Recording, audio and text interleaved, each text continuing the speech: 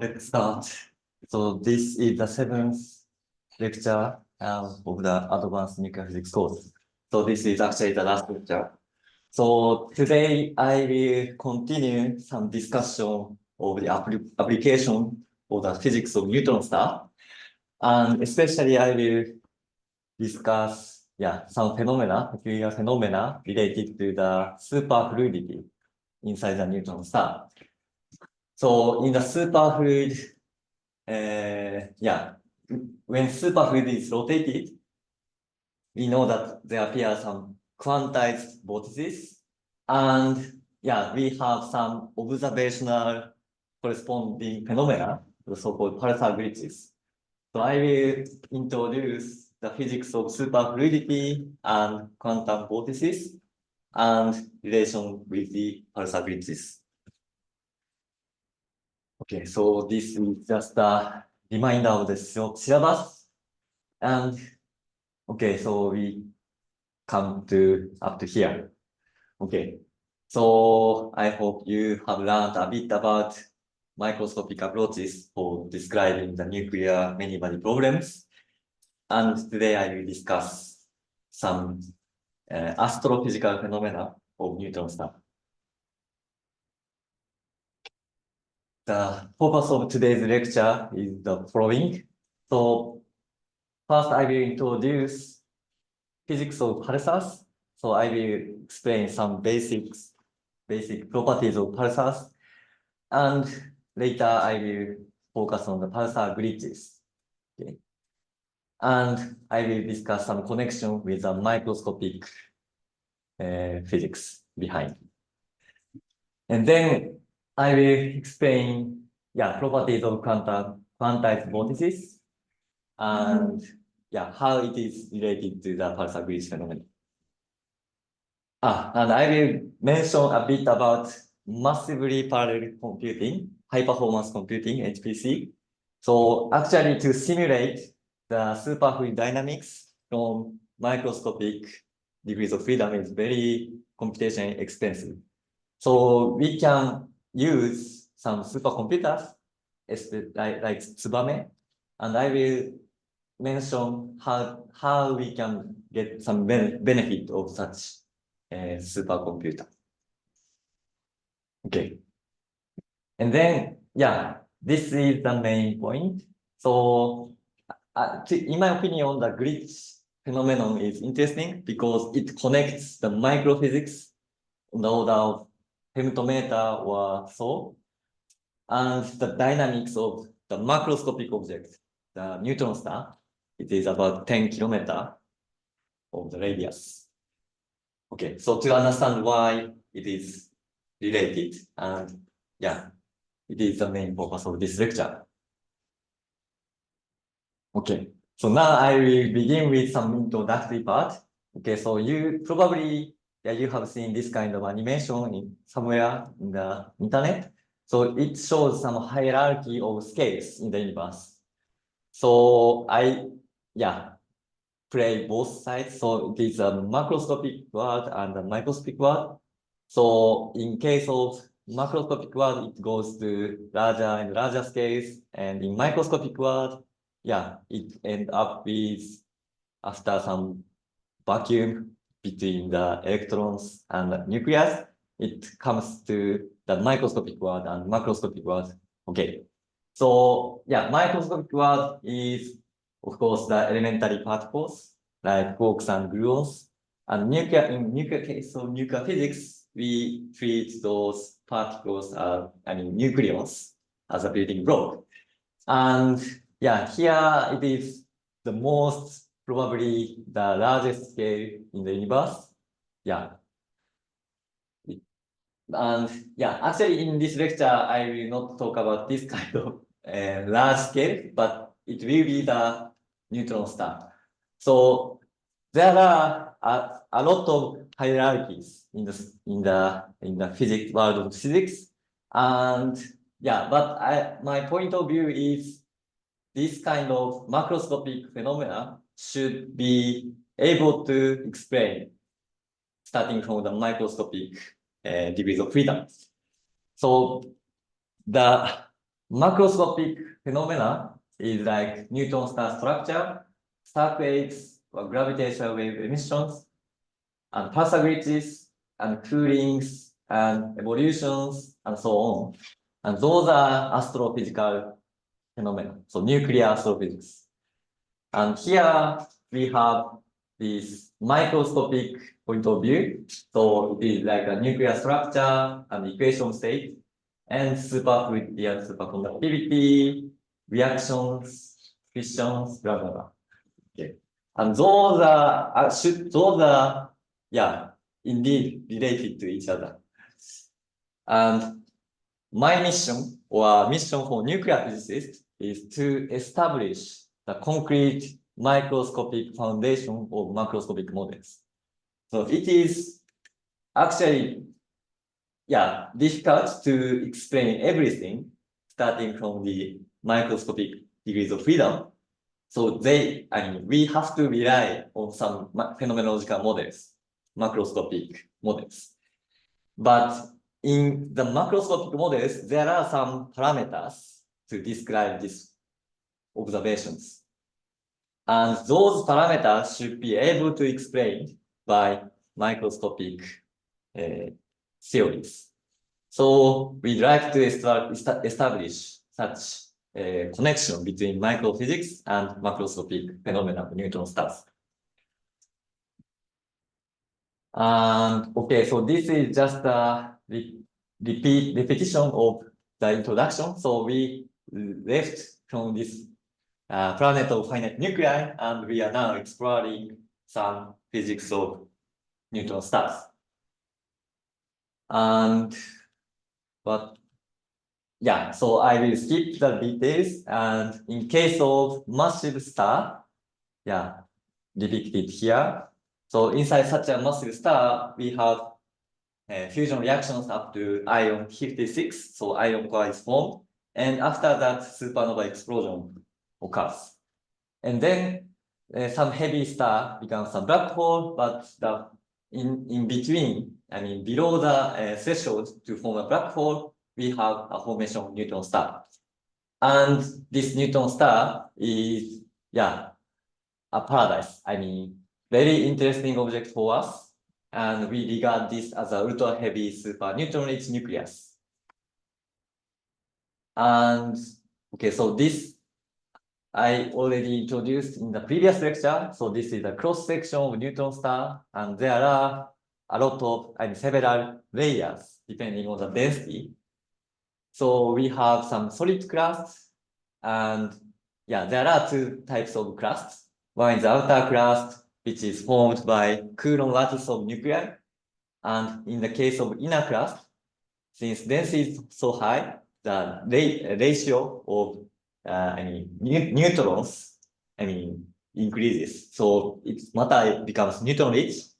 So we have drift neutrons outside of nuclei. So it is the case of inner crust.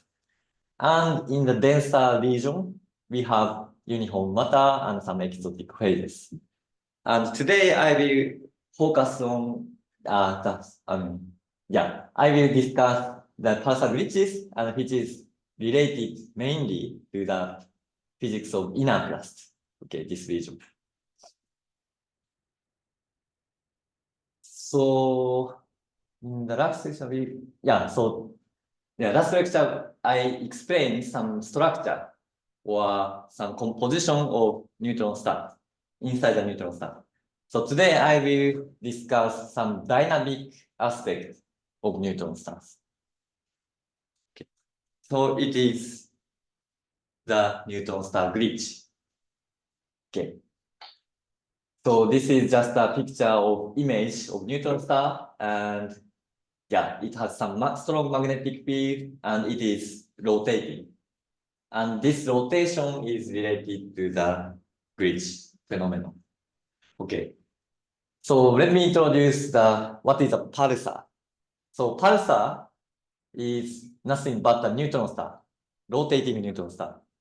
So yeah, since before the supernova explosion, this massive star has some angular momentum, and when it collapses gravitationally, it shrinks, and it is like a figure skater. So when they shrinks the arms, the angular speed increases. So in such a way, the neutron star has some angular momentum and it is rapidly rotating. Okay, so the first discovery was, in 1967. So someone observed some periodic pulses from one stellar object. And they thought that it is some kind of some, the not humans, but some, exotic beings. I don't know. So they put this name, Little Green Man. Okay. But later it is confirmed as a pulsar. So it has this name now. And since then, more than 2,600 pulsars have been observed. Probably this number has been increased a bit. Okay. So a lot of pulsars have been observed. And so, as it's seen in this picture, yes, the neutron star has some, neutron star emits some lights or gamma rays from the magnetic pole. And this magnetic pole can be with some angle, with rotation axis.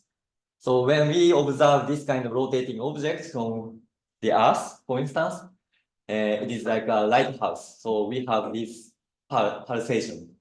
Okay, so this light is observed when this direction matches with the direction of the Earth or observer. Okay, and due to this electromagnetic radiations, the pulsar gradually lose the energy. So the rotation speed is decreasing. So it is called spin down. Okay. So due to electromagnetic radiation, the pulsar is spinning down gradually. This is just a naive expectation. Okay. So now let me introduce what is the glitch.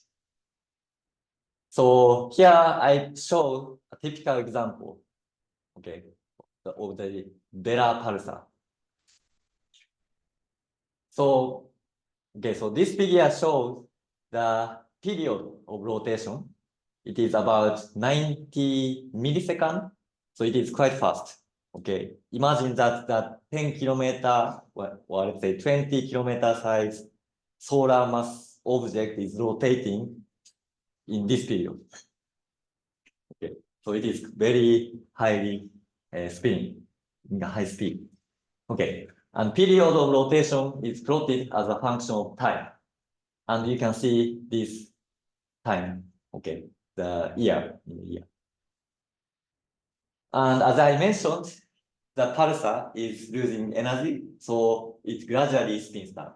So the period is increasing as a function of time. Okay, but by looking at carefully, we have found some irregularity here, here, and here, and here. So what is this? So this is actually the glitch. So glitch is a sudden increase of the rotation frequency of the pulsar.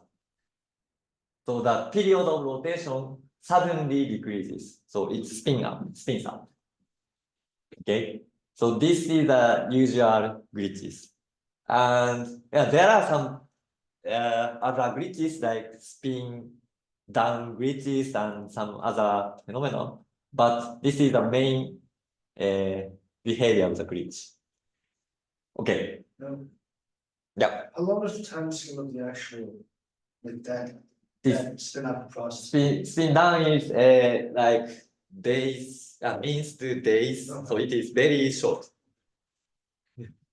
Very short. I will mention, I will come back to this point later. Okay, so it is sudden spin up. So the neutron star is isolated, or maybe it accompanies some another planet, but it is isolated in the universe. I mean okay, and so it must be so there are no external kicks I need to spin up.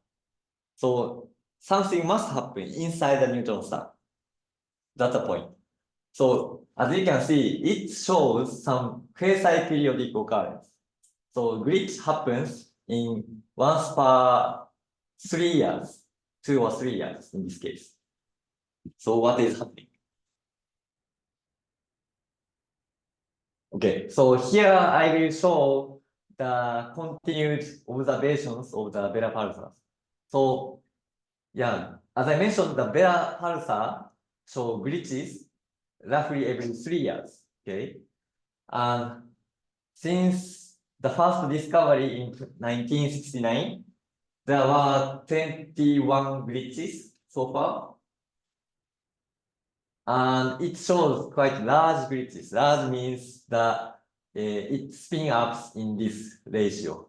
So nu is the rotational frequency, and delta nu is the spin up, size of the spin up. And 10 to minus 6 is the most, largest, relatively large glitches observed so far. Okay. And here, this figure shows what is the properties of these 21 glitches. So it shows this spin up delta nu in microhertz, okay, as a function of time between glitches. Okay.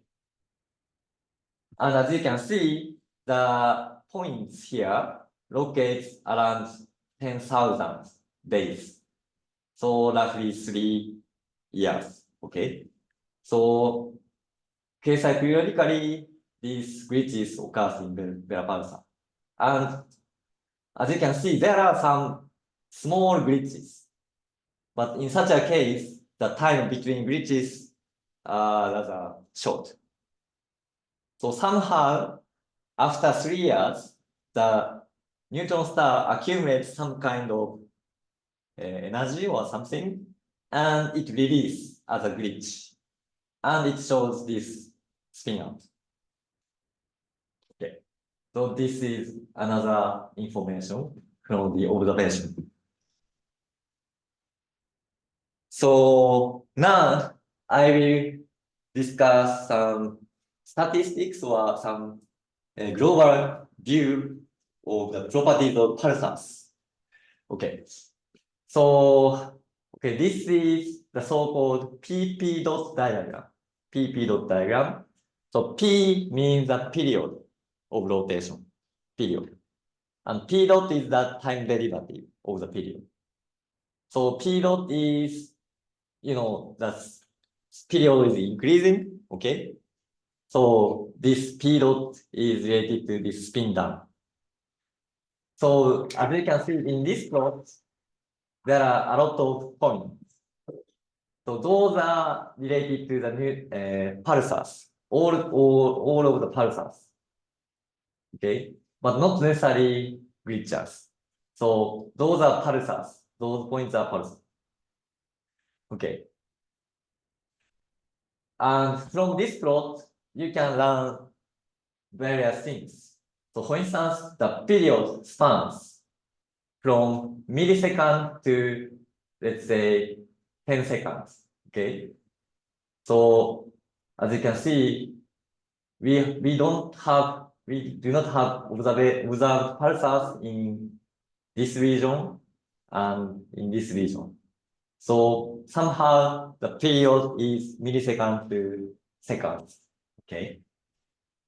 And yeah, due to the spin down, P dot is positive, okay? But as you can see, this P dot is very, very small. So it is a log scale.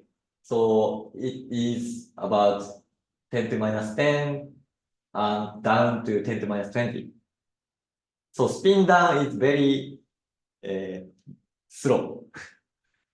So it is often said that the new pulsars are like a very stable clock because this p dot is like 10 to minus 20 for the millisecond pulsar here. Okay, and what's more, so we can learn a lot from this. So assuming that the neutron star has a magnetic field, and we may assume it as a magnetic dipole. And assuming such a rotating dipole, we can relate the P and P dot with the age of the star. So it is the so-called characteristic age. So it is just a P divided by 2P dot. So in this plot, we can draw a straight line using this relation. So for instance, this orange line here indicates the characteristic age 10 to 10 years.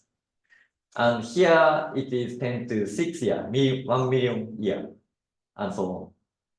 So in the PP dot diagram, the pulsars in the left top region here is young. And those pulsars around here is old. Okay. In the same way, we can relate the surface dipole magnetic field strength using that approximation. So it is like a 3 times 10 to 19 times pp dot Gauss, okay, in the unit of Gauss. And again, we can draw the line according to this. So those are represented by those blue lines here and here. So for instance, this line corresponds to the surface magnetic field strength of 10 to 10 Gauss, and this is 10 to 12 Gauss, and this is 10 to 14 Gauss. Okay. So yeah, this around here it is very strong magnetic field, and it goes to this region, and it is more and more smaller magnetic field region. Okay. And we can imagine a lot of things. So okay, there are different symbols here. And okay, so the important thing is this circle. I mean, this larger symbol here. It is a binary pulsar. So binary pulsar means it is not alone. It accompanies another star forming a binary system. So in case of binary pulsars, it appears around here. So it is quite old and quite rotating quite fast, rapidly. So millisecond pulsars, majority of millisecond pulsars are binary pulsars, and they are quite old. So we can guess, for instance, in the beginning, somewhere in the universe, the neutrons, supernova explosions occur, and they have some momentum after the explosion, and after a long year, yeah, this is 1 million and 10 to 10 years, for instance, then those isolated pulsars found some partner, and it eventually forms a binary system.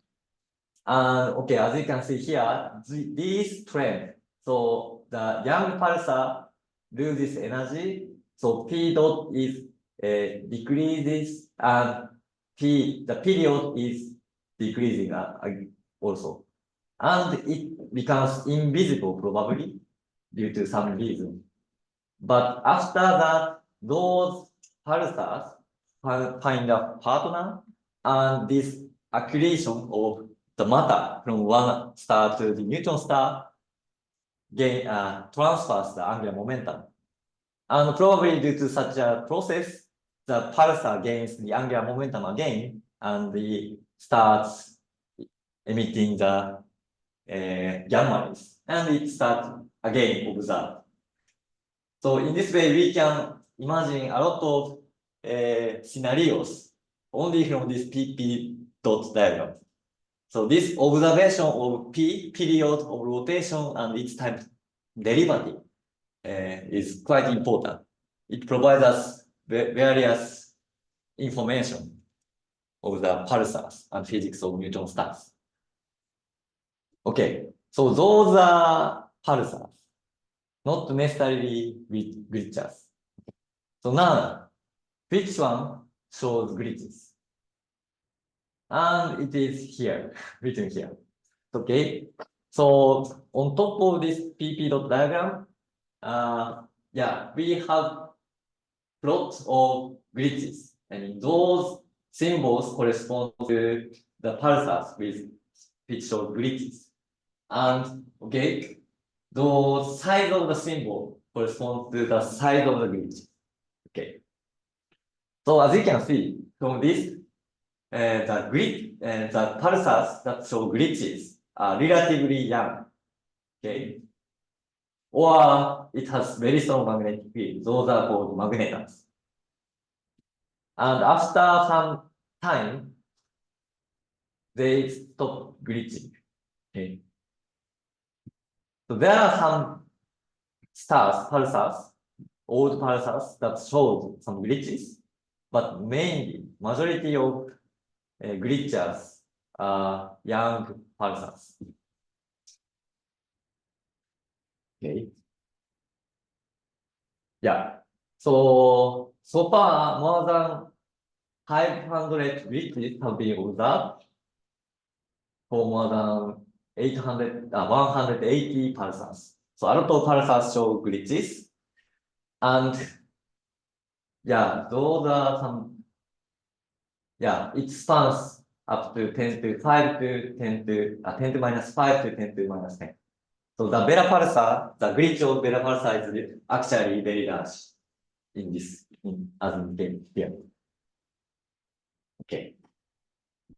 So those are informations that we see from the observation data. So now let's discuss what is happening inside the neutron star.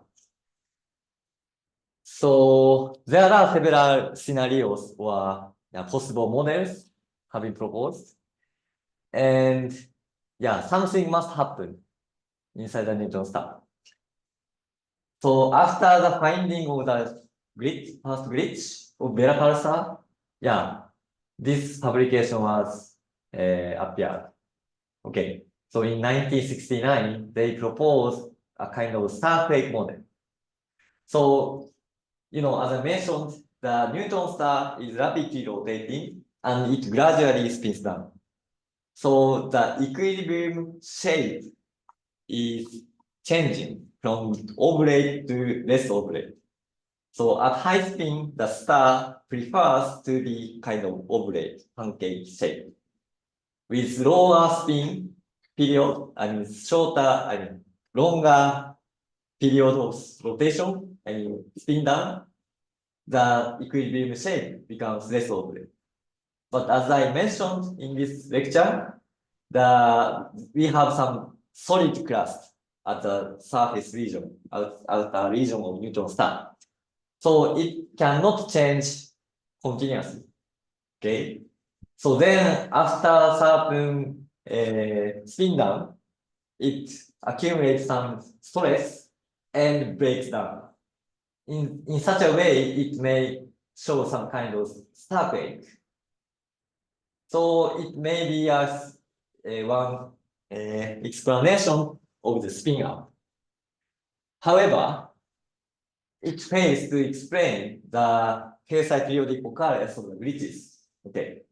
So to accumulate the enough strain to break the crust of the neutron star, it requires about hundreds of years to have next glitch.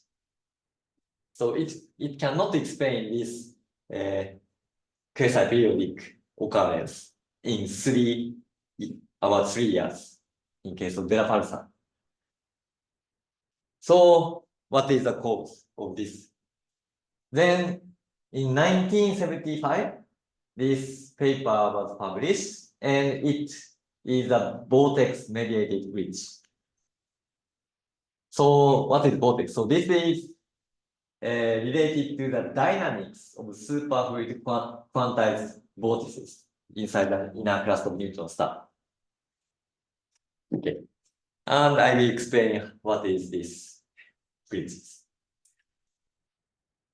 So before discussing the vortices, quantized vortices, I just mentioned here that there are many phenomena everywhere in the world of physics, and it is related to topological stuff. Okay, so for instance, we can find such a topological object in the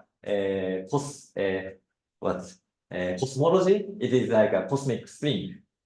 It is very similar to the quantized vortices that I will explain later.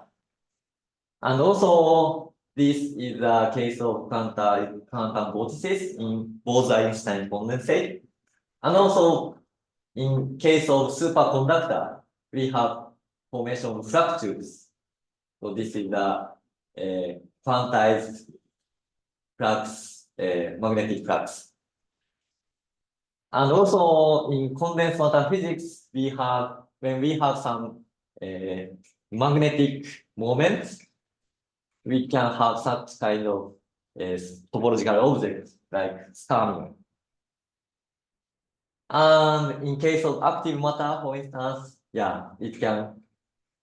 you can see some kind of formation of rotating fish. Okay.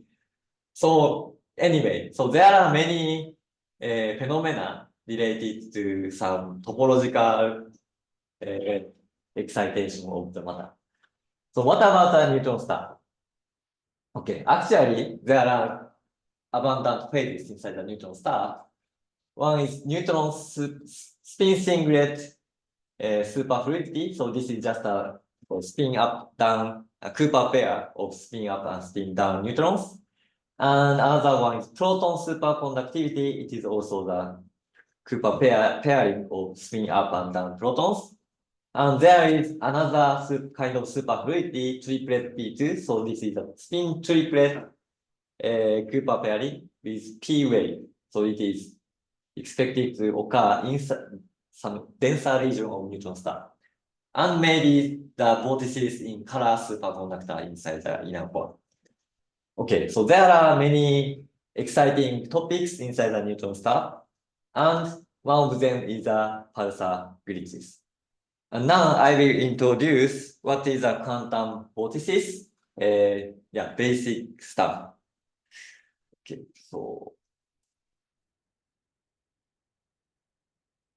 so I will explain what is a quantum vortices. So inside the superfluid, we have the kind of order parameter. Here I describe it as delta. This order parameter has degrees of freedom of space and time. So it depends both space and time. And importantly, this superfluid order parameter is complex. So complex field, which depends on the time. Okay. So since this is complex, we have the magnitude and the phase. Okay. This is very important. So regarding this order parameter as a macroscopic wave function of condensate, you can plug this into the usual definition of currents which you run in the quantum mechanics. Then you can get the superfluid velocity is related to the phase, gradient of the phase. Okay. So superfluid velocity is given in this formula, and this phi, small phi here, is nothing but the phase of the order parameter. Okay. So it tells us, if you take the rotation of superfluid velocity here, it is 0 because of the linear algebra. gradient of scalar function, gradient of rotation gradient of scalar function is 0. Okay. So it means this quantity called vorticity is 0. So superfluid is rotation. It is coming from this property. In other words, if you have learned about fluid dynamics, this is the kind of potential flow. So this velocity field is associated with the gradient of some scalar function phi. So this is the potential flow, and it is, as you can see here, rotation. Okay. So now, what is vortex? Because we do not have vorticity. So what is vortex? So now let us define the so-called circulation. It is just the area integral of vorticity. Okay. So it is denoted as kappa here. So since superfluid is rotational, the circulation is 0, as you may see here. But it breaks in some case. It is the case of, if we have the so-called topological defect, it becomes non-zero. So what is topological defect? So I took from this picture from Wikipedia. So in topology, in the sense of topology, we classify the we regard those objects according to the number of holes, or if the material can continuously change or not. So for instance, this sphere and this core do not have holes.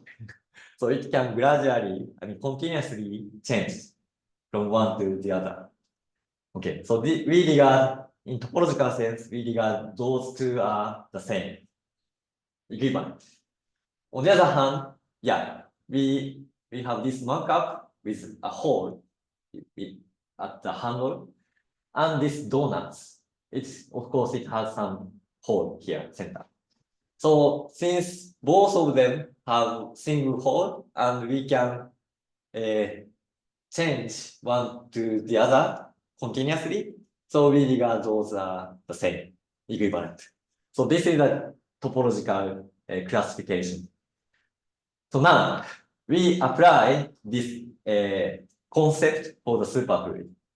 So in this case, this hole is topologically important. So this hole distinguishes the mug and the hole. So okay, those two objects are distinguished by the number of holes. Okay, so now imagine this represents a superfluid, and then let us create a hole here. So in this hole, we do not have a superfluid. So superfluidity is lost. So in this region. So now you can take you can calculate this, and then since we have some okay, so you can calculate this circulation with area that contains this hole. Okay, and in such a case, you can use the Stokes theorem to change this area integral to the line integral at the border. Okay, and then it becomes fine. Okay, so you can plug this superfluid velocity, this equation into here, and you have this the line integral of this gradient of phi, and then the point is this phi is a phase of the order parameter.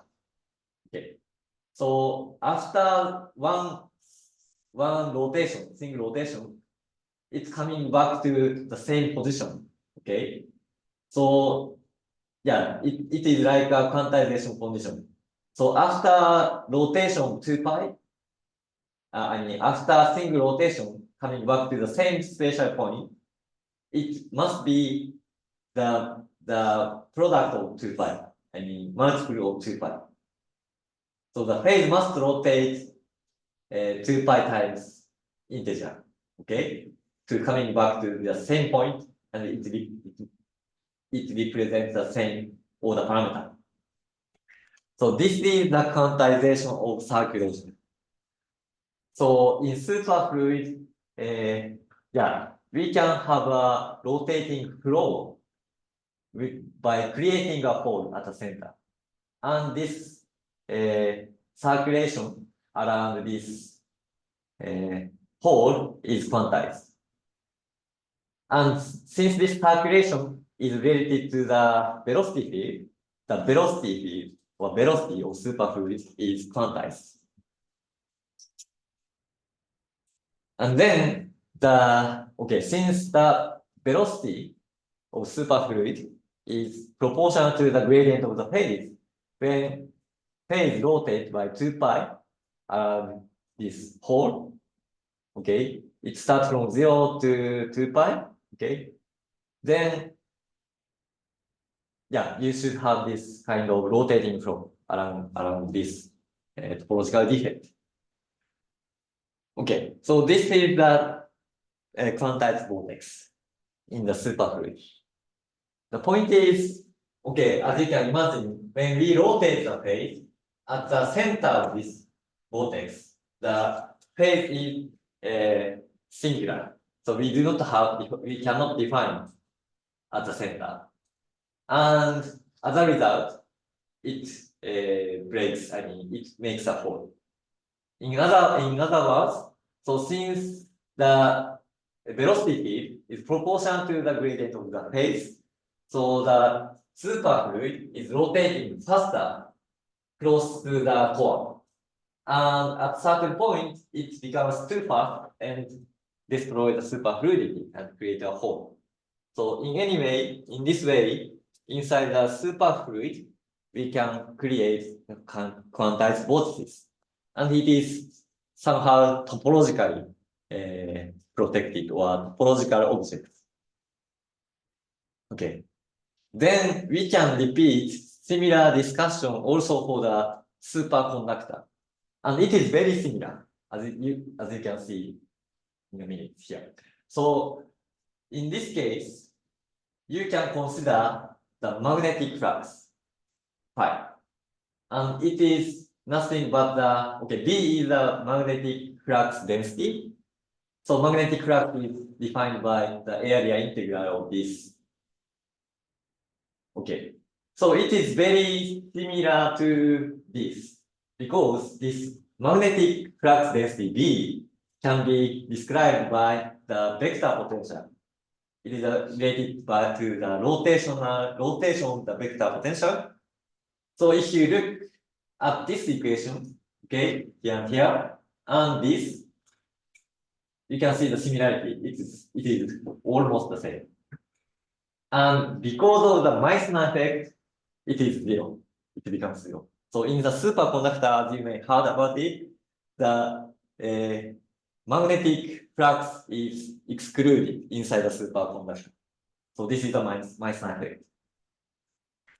But okay, so we can do the similar stuff. But here I just took the result of superconducting current obtained from solving the London equation.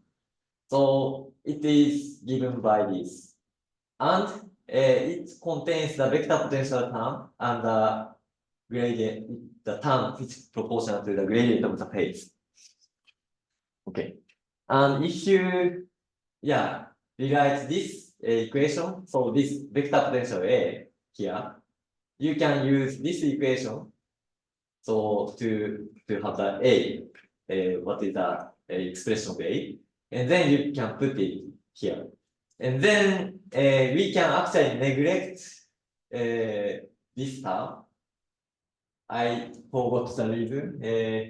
J currents, okay, but anyway, you can plug into this equation to here, and using this term, you can end up with the same conclusion. So again, this magnetic flux contains this line integral of gradient of the phase, and it must be 2 pi times integer. So in this way, in the superconductor, the magnetic flux is quantized if we have the topological defect. Okay. So this quantized magnetic flux is called flux tube or fluxoid or fluxon, and so on. But anyway, this is a quantized flux tube, magnetic flux. Okay. So this kind of flux tube appears in the so-called type 2 superconductor, because we can destroy part of the superconductor, and inside it we can we put the magnetic flux, magnetic field.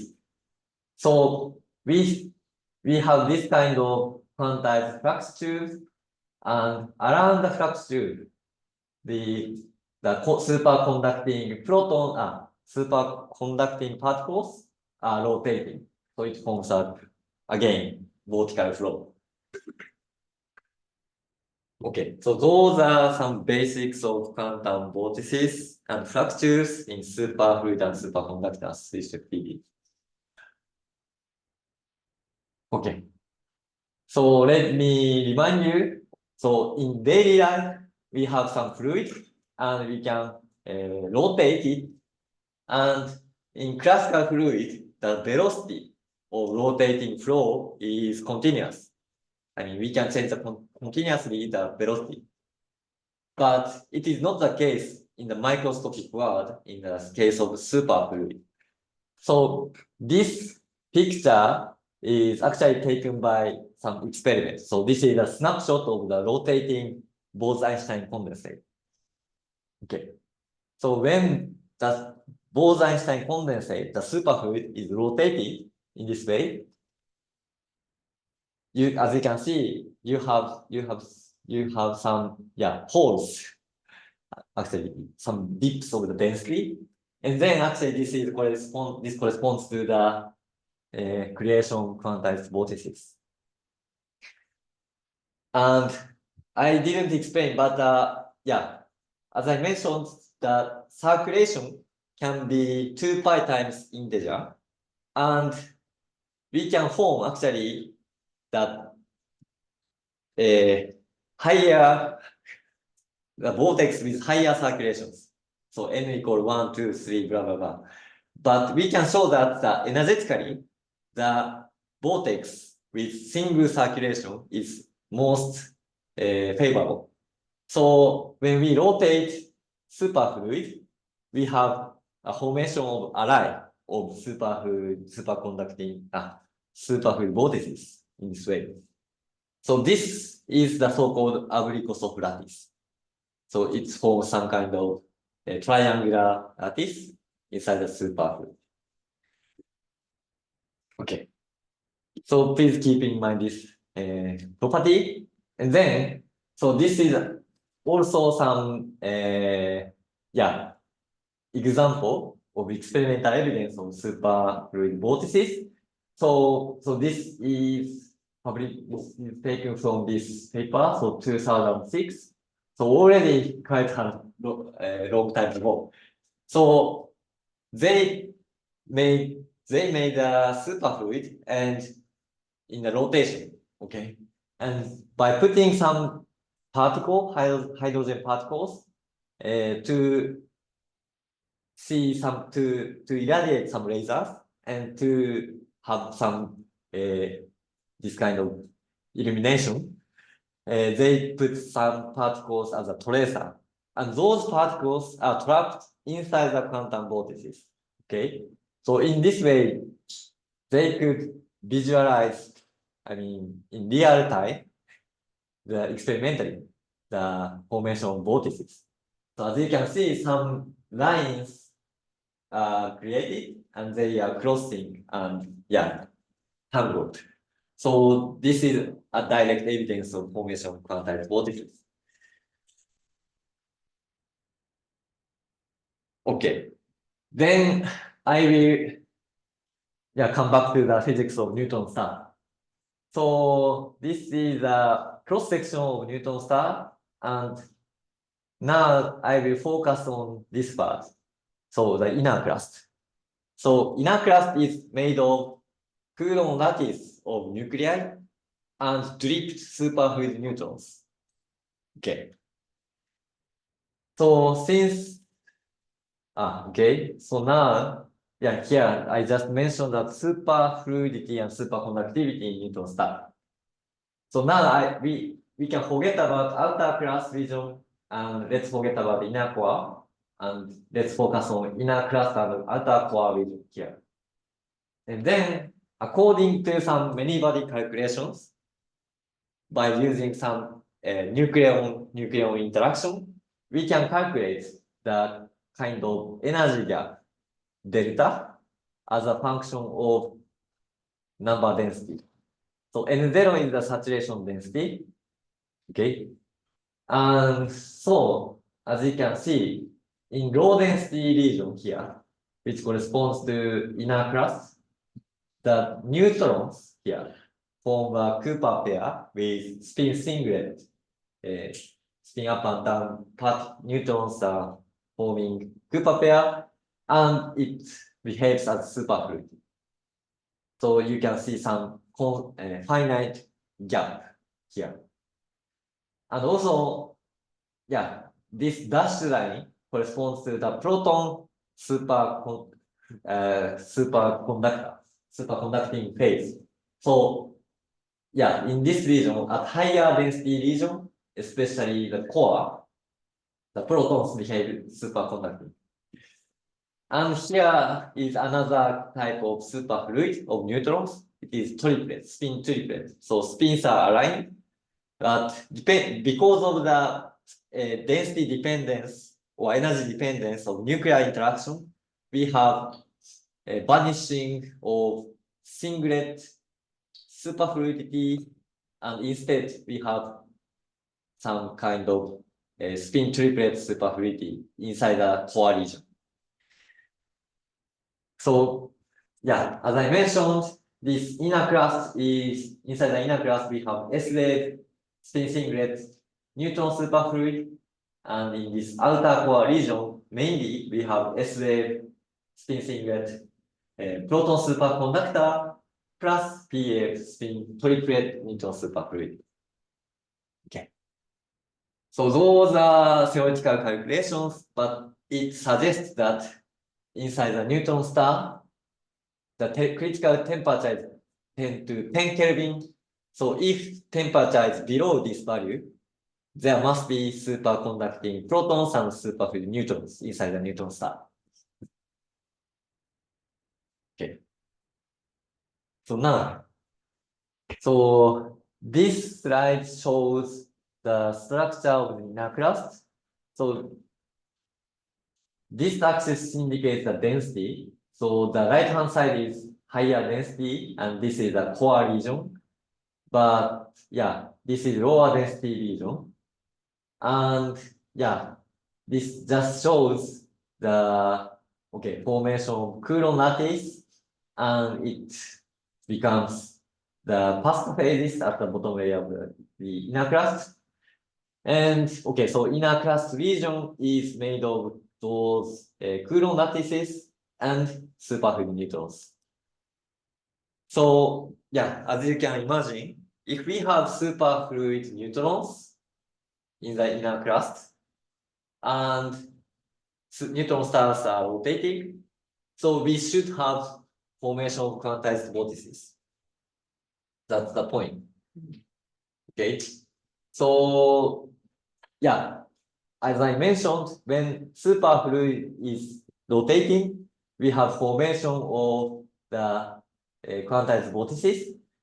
And the point is the number density or the number of quantized vortices depends on the rotation speed.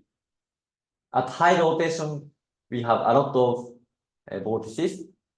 And when we have, we spin down this rotation, then the number of quantized vortices becomes smaller. Okay. Yeah. What is the scale of those images? Scales of this. Yeah, how big is that image? So did I mention?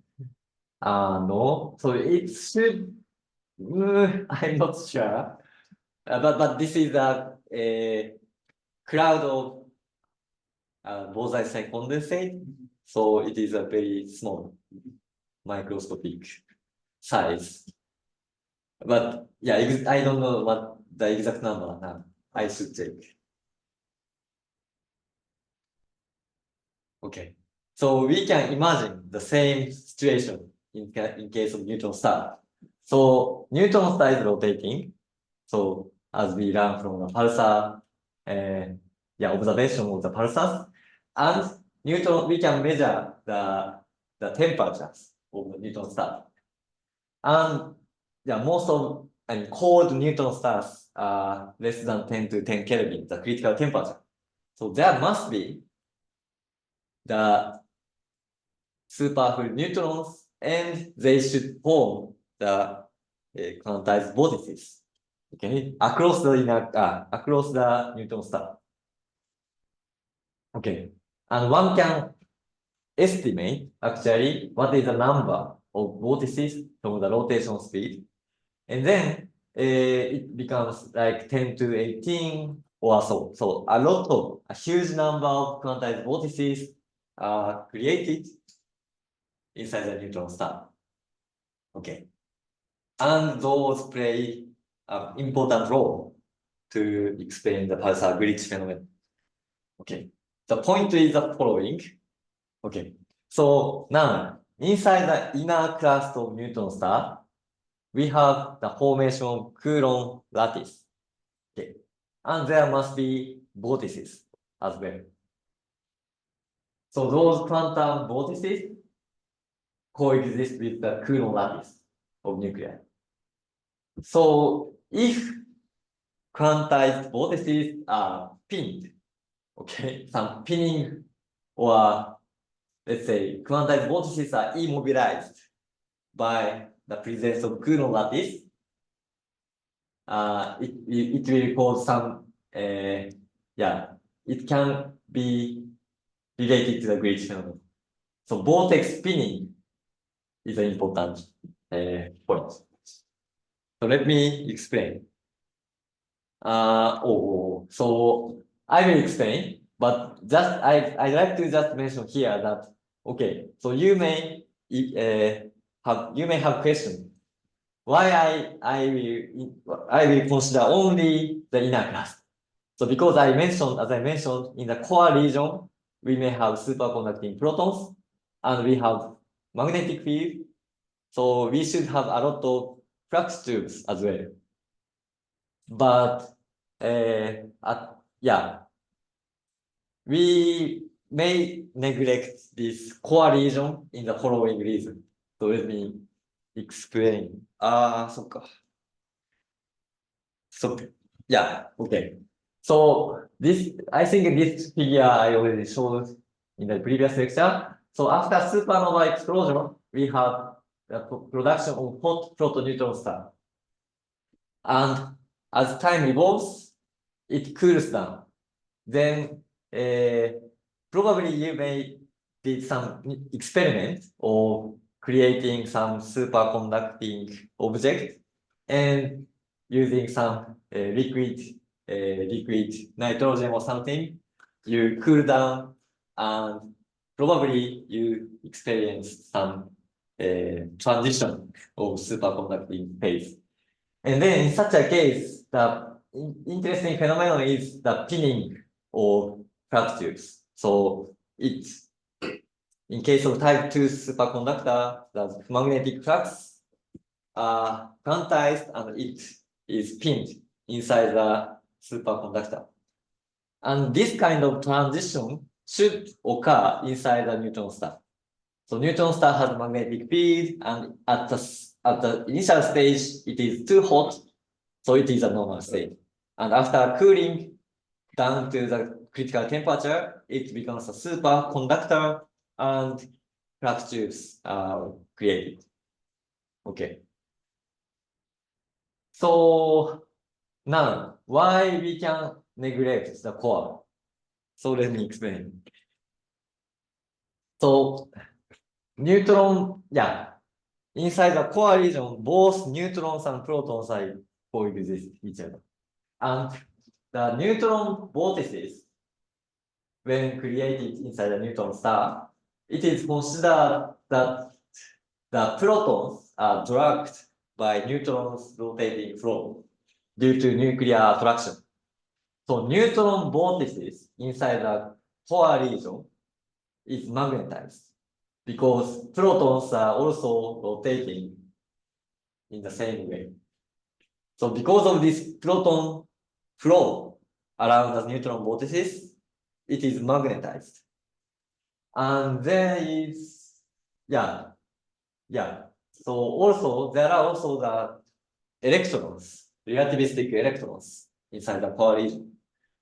So it is considered that the scattering of electrons with those magnetized vortices, occurs. So those superfluid vortices are strongly coupled with the core, entire star, due to these scattering processes and magnetic field. So they are co-rotating with the entire core. So it cannot make some angular momentum that can be used for the glitch phenomenon. So it is difficult to use these vortices inside the core to explain pulsar glitches. And there are some discussions as well. So we should consider probably the interaction between neutron superfluid vortices and fractures and so on.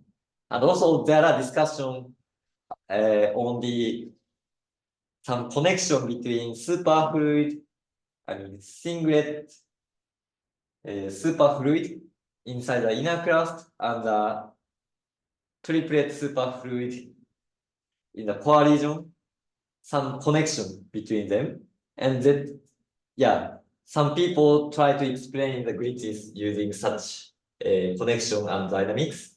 But anyway, so in standard model of glitches, we neglect the dynamics inside the core region. Okay, so now I will explain how can we understand the glitch using the vortex dynamics. Okay. So here I draw schematic way the rotational frequency as a function of time.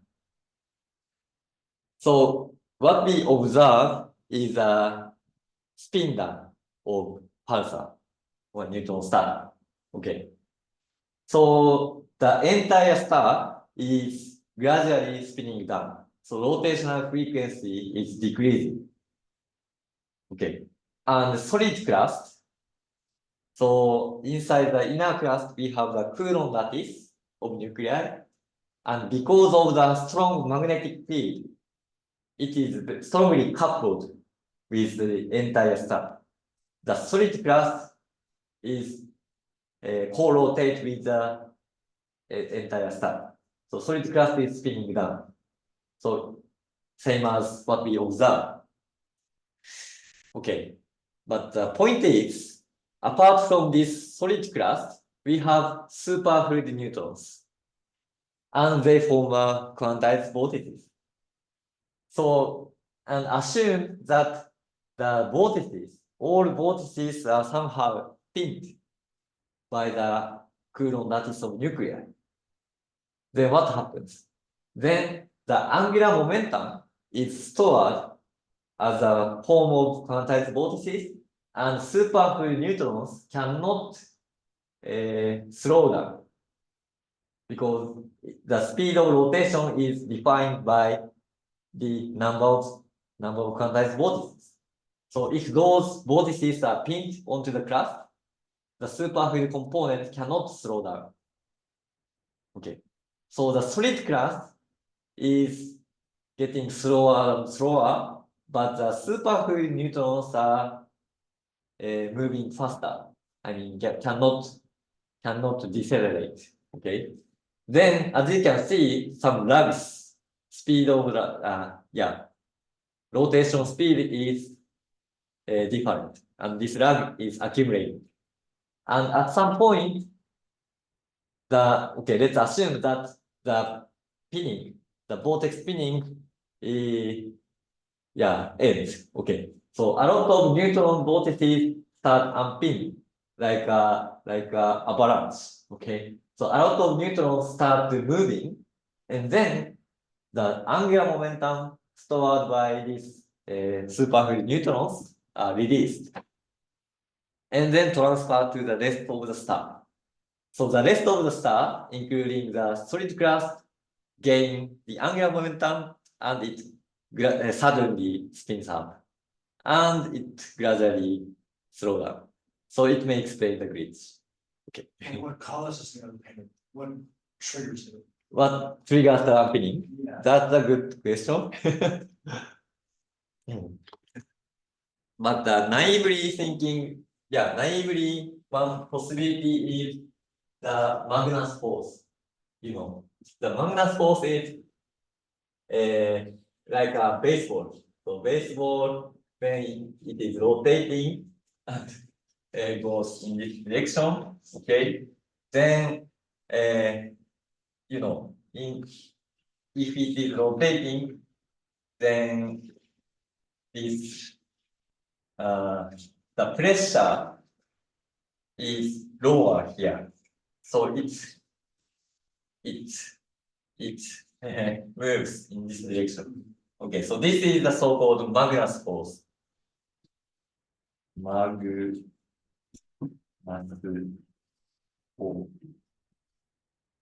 force. And the situation is similar. So, okay, imagine that this is a vortex.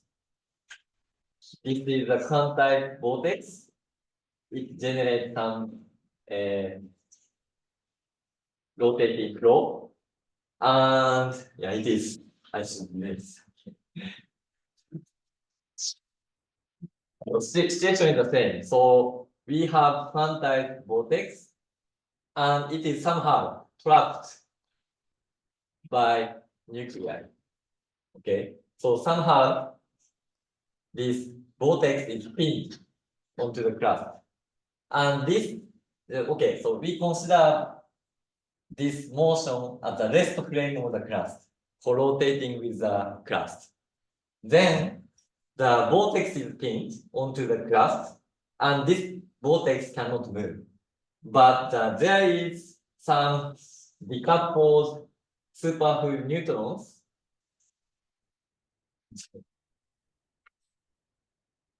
It is, as I mentioned, cannot slow down this component.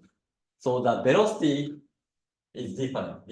So when we look at this situation at the rest plane of the crust, we have this kind of situation. And in this case, Magnus force acts on this vortex, and it may be a cause of unpinning.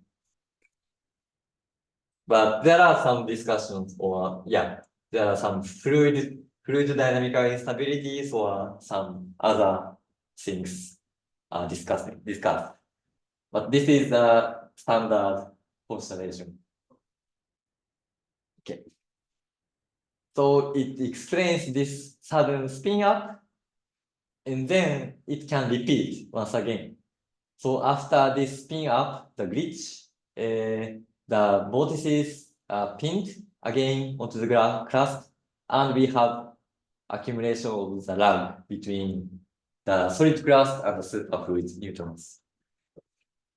Okay, and the time scale is different. So the glitch itself spans in minutes to days. So it is quite short. Okay, but we can observe some relaxation. So it shows some relaxation.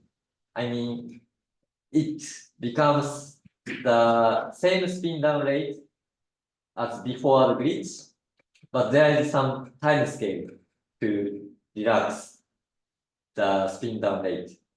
And this relaxation time scale spans from days to years. So it is very slow. And it is considered that this is due to the properties of superfluidity. So the coupling is very weak and we need quite a long time to have this relaxation. And after a certain time, we have next glitch again and again. And it explains this quasi-periodic occurrence of the pulsar glitches that was observed in their pulsar, for instance. Okay. So this is the naive picture of vortex-mediated glitches. So, so there are several aspects, to fully understand the glitches. One is, of course, why pinning occurs. So pinning mechanism, how vortices are pinned onto the class. What is the mechanism? And the other is the trigger mechanism, why vortices are unpinned, maybe the Magnus force or many other possibilities we should understand, and also the dynamics. So after the unpinning event, vortices start moving inside the crust, and it's gradually equilibrated, and repeats the glitches. So this is also important to understand. Okay, and of course, the details of neutron star matter is important. The matter itself, so EOS and interactions. So it is very complicated, and what I'd like to discuss in the rest of this lecture, what we did to understand this pinning mechanism. So we use this microscopic approach to simulate the vortex spinning phenomenon. Okay. So I will explain this. And so then how to do that? So we use some supercomputers, especially GPU machine, like Tsubame. It is very powerful, as I will explain shortly. And it is very suitable for the TD-DFT for superfluid systems, which is the TD-HFB, or what we call TD-SADA, time-dependent superfluid local density approximation. Okay, so I just mentioned the properties of the equations. Okay, so this is the so-called TD-SADA equations, or it is formally equivalent to TD-HFB, or in condensed matter physics, time-dependent Bogoli-Bokdo-Jan equation. So it looks quite simple. So U's and V's here and here are KSI particle wave functions with spin up and down components. And H is a single particle Hamiltonian. Okay. And delta is the pairing field, which is the order parameter of superfluidity. But okay, here you can see index K. So this is a labeling for the KSI particle wave functions.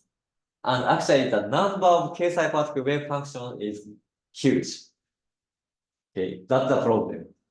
So actually this number is as large as the number of grid points when we calculate the dynamics inside the Cartesian coordinates and discretize it into the uniform grids. So the grid points, number of grid points becomes 10 to 4 or more, 10 to 6, 1 million.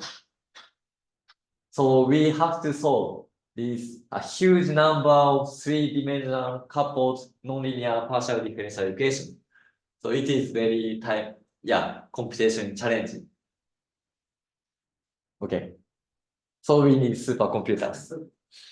Okay. And I will explain how to do that. So especially to solve this TD-SAD equations, the GPU machines are very useful. So those are, I didn't update it. So this is June 2023. So we have those machines. And Tsubame, nowadays it is Tsubame 4. I should update it. Okay. Anyway, so and those are GPU machines within number 1 to 20 at this time. Okay. So as you can see, there are quite a number of GPU machines in the top 100, 500 list. And in the past, GPU was minor machine.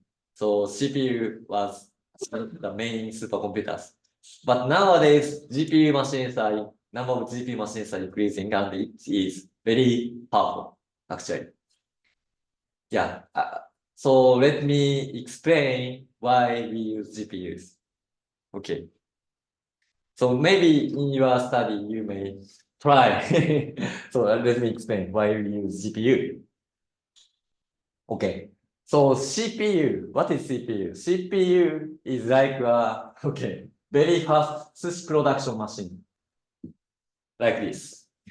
Okay. So it is an imaginary machine, Hollywood's imaginary machine that can create a lot of sushis very quickly, very fastly. Okay. So this is CPU. CPU is very fast. Okay, and this is the single CPU. Okay. Then it is much faster than experts of a human being here. So this guy can create out of sushis, but it is not accessible. I mean, this CPU is much faster. Okay, so now we may gather those specialists. Okay. Okay, this is nothing but, this is not related to the sushi production. But anyway, so those guys can make a sushi in parallel. Then, I don't know the number, but at some point, the sushi production machine can be slower than parallel production of a lot of sushi. Okay, so this is like a situation between CPU and GPU. Okay, so a single GPU card can launch thousands of computing units in parallel. Okay, so this is like this. So it is not as fast as CPU, but it can work in parallel. So it is the point. And nowadays it is much larger, I think, around 100, I think. So I should have it updated here. But anyway, the memory is one of the limitation. But nowadays it can be tens to 100 gigabytes. So it is quite large. So in CPU, we may put a lot of data, but GPU has some limited memory, but it is nowadays much larger. Okay, so now the TD-SAD equation is local in space, like a conserved equation. So we do not have this non-local potential. So the equation is local in space. That's the point. So we can distribute the task in parallel for each of guy here. So each guy will do calculation for a single grid points. Okay. So this guy calculates this part and then maybe another part, but it is done in parallel. And the bottleneck is just a data transfer. So actually this data transfer is slow. So GPU works pretty fast, quickly, and efficiently, but the data transfer takes some time. But anyway, so to calculate the partial derivatives, we use QFFT. So this is the GPU FFT routine for GPUs. And to do it, we distribute the wave functions for GPUs, hundreds of GPUs or thousands of GPUs, and then calculate in this way in parallel. And after that, to calculate the derivatives, we have to gather all the information to calculate the derivative, and then execute the QFFT and redistribute the wave functions. So this is the bottleneck. But anyway, using this kind of GPU technology, we can gain a lot of advantage of high performance computing. And it is nowadays possible to solve directly the TD-SADA equation. Okay, so I skip this and I just show some applications of TD-SADA. So if you are interested, you can check this, but I may skip this. So I will show some applications and in the rest of this lecture. Okay, so this is not that neutron star, but a calculation of some collision of two superfluids, okay, based on TD-SADA. So in this case, actually what they did is to prepare a cloud of superfluid and introduce some potential between them to cut the superfluid cloud into two halves. And then imprint the phase difference between two superfluids. And then remove this potential wall and plug. And it sounds like a simulation, but actually, in case of cold atomic physics community, cold atoms, they can do it by using the laser. So using the optical potential, they can make a harmonic trap and Gaussian potential wall, and by irradiating half of the cloud, they can control the phase of the order parameter. So there are both experimental and theoretical studies of this kind of dynamics. Okay, let's move this animation. Okay. So after collision, it is somehow slow, but after the collision, we have kind of domain wall creation, and it decays into the quantum vortex. It was some vortex ring actually. So let's try to show once again. So after merger, it shows this red region. This is a quantum vortex, but it is a ring-shaped quantum vortex, and it moves and it decays into the quantum single vortex line. So this is simulation, and actually this is the experimental data. So they took some snapshots of some layers of clouds, superfluid clouds, as a function of time. Okay, and it may be difficult, but after some reconstruction, what is created inside this vortex, and experimentally they have confirmed that they have some kind of domain wall, and it decays into the vortex ring, and eventually it becomes a vortex line.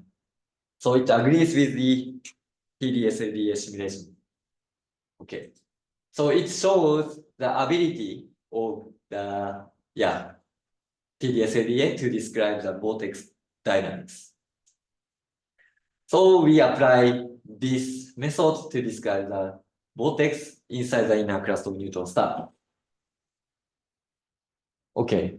So the key to understand the glitch is vortex spinning mechanism, of course, in the inner crust of neutron star.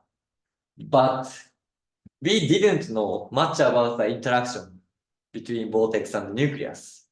So if the vortex-nucleus interaction is attractive, then probably the vortex is pinned onto the nucleus. Okay? So this is the so-called nuclear pinning. On the other hand, if vortex-nucleus interaction is repulsive, then the vortex should not pin onto the nuclei, but in between in between the nuclear lattice. Okay? So this is the so-called interstitial pinning. So we didn't know much about what is the mechanism to pin the quantized vortices. So we tried to simulate this using the TDS-LDA. So, okay, so before our study, the state of the art was the static calculation with axial symmetry. So because of the computational limitation, they have to assume some axial symmetry, axial symmetry, and to perform the static Hartree-Fock calculation. And to evaluate the pinning energy, okay, pinning energy means the energy when vortex is pinned onto the nucleus. So if pinning energy is negative, then it is like a binding. Okay, so energy gain or pinning. Okay, so to evaluate this pinning energy, they did 4 types of axially symmetric calculation. So one is without vortex, only the neutron matter. Okay, and one single vortex inside the neutron matter. So this part, by taking the difference between these two energies, then one can estimate what is the energy to create a vortex line in a uniform matter. And they repeat similar stuff. Okay, so this is the nucleus inside the nuclear matter, and then create the vortex onto the nucleus. So because of the axial symmetry, they have to do this kind of 4 patterns of calculation. And this energy difference indicates the energy to create a vortex line onto a nuclear impurity. So by taking the difference, it will be the energy gain by pinning the vortex onto the nucleus. But the problem was it is very sensitive, difficult calculation. So the pinning energy here is about 6 MeV, okay? But yeah, if you look at those numbers, those are energies of each configuration. So it is like, more than 10,000 MeV. And taking the difference of these 4, they have to evaluate the pinning energy of 6 MeV. So it is quite difficult. And then there are some discussions, using the HFB, some microscopic approach that I mentioned. They got some energy of this kind of pattern. So this is a pinning energy as a function of Fermi momentum. It can be translated to the density. Okay, and here is some semi-classical estimation, and it disagrees each other. So we didn't know much about the interaction. So which is preferred, vortex pinning, and nuclear pinning or interstitial pinning? Okay. So this negative pinning energy indicates the nuclear pinning, I think, and positive means interstitial pinning. So those are, contradicting to each other. Okay. So what we did. So since we can calculate the time-dependent and time evolution of the system, we can directly, clearly see what is the sign of the interaction. So, okay, so this is just an analogy. Okay, so this shows some rotating gyroscope. And as you learn from classical mechanics, when it is pushed in this way, the motion or response of the gyroscope is perpendicular to the force, external force. Okay.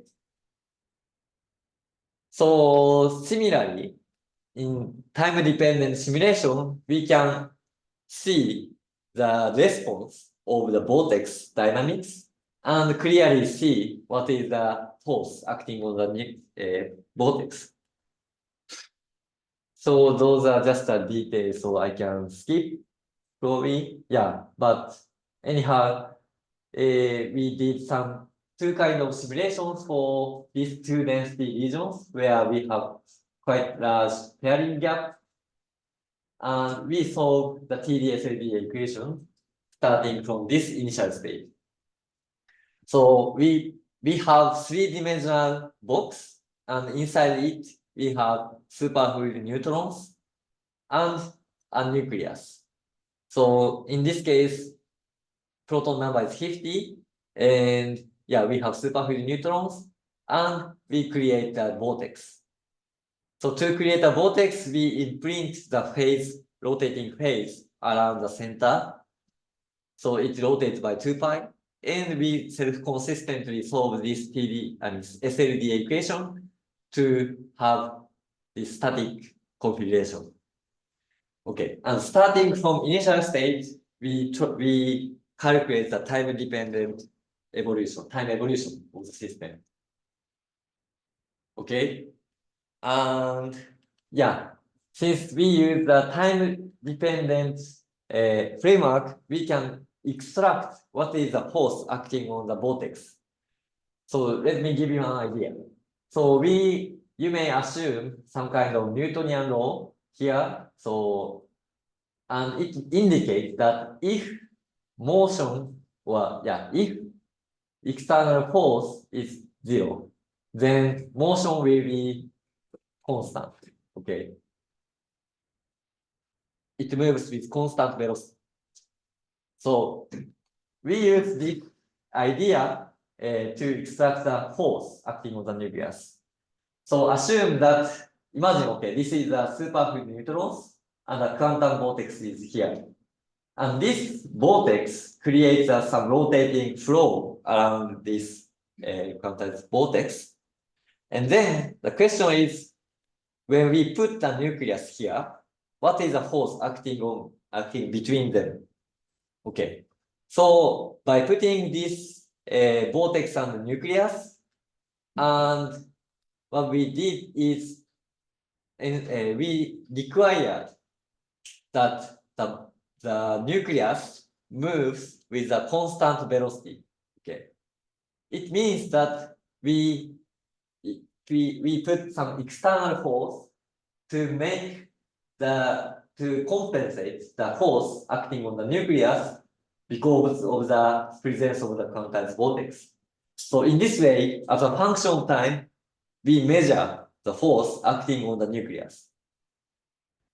And to get the interaction as a function of relative distance between them, we move this nucleus in a constant velocity, okay, with V0. So this V0 is very small.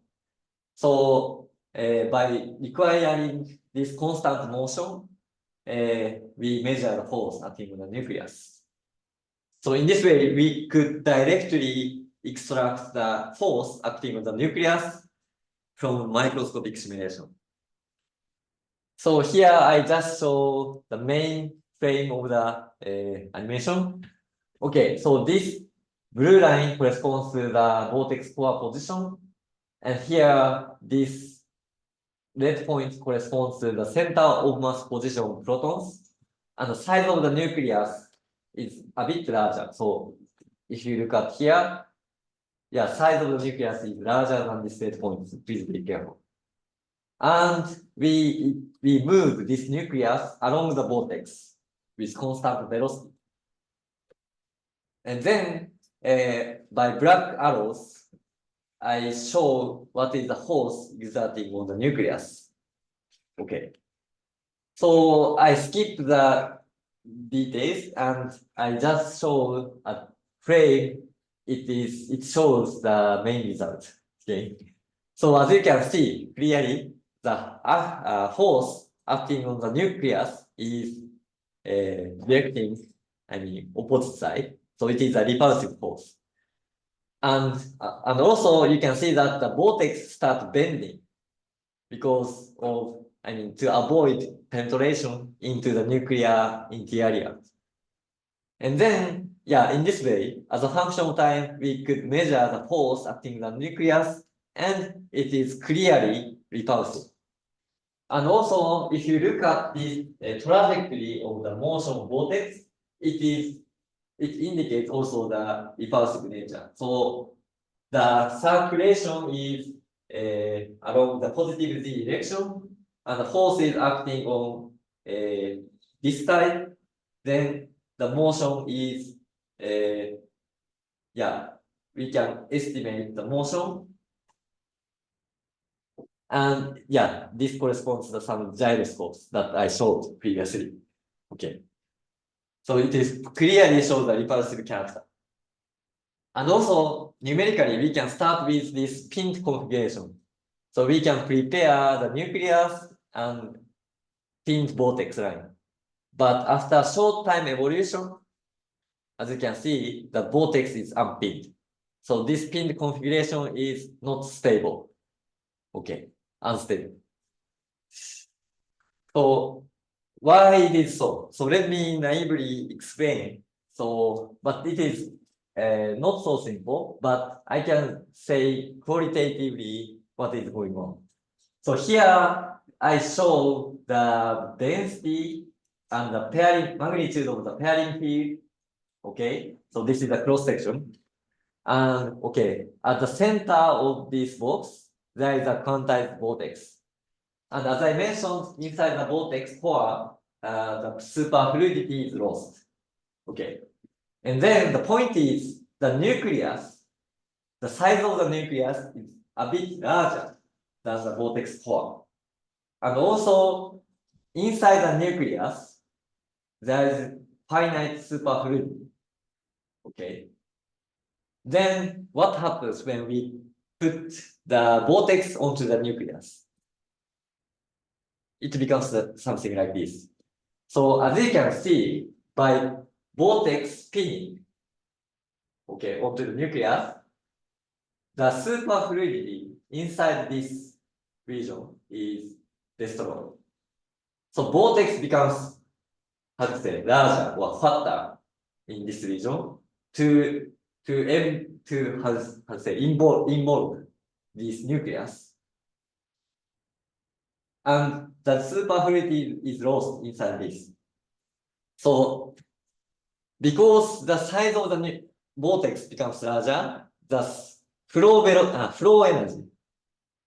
energy associated with the kinetic energy of rotating flow maybe will be decreased. But on the other hand, as you can see, we destroy the superfluidity inside this region. So it loses some condensation energy.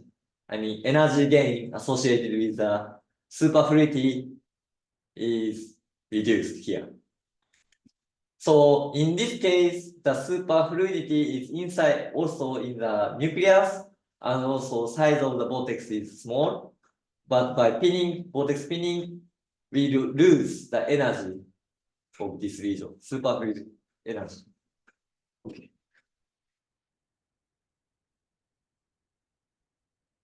So I will summarize shortly. Okay, so this is our view of future works. Okay, so we would like to understand the macroscopic phenomena of Newton-star glitches, but we need macroscopic models to describe this. But what we did is microscopic calculation for the vortex spinning and vortex nucleus interaction. So it is not directly connected to the pulsar glitch phenomenon.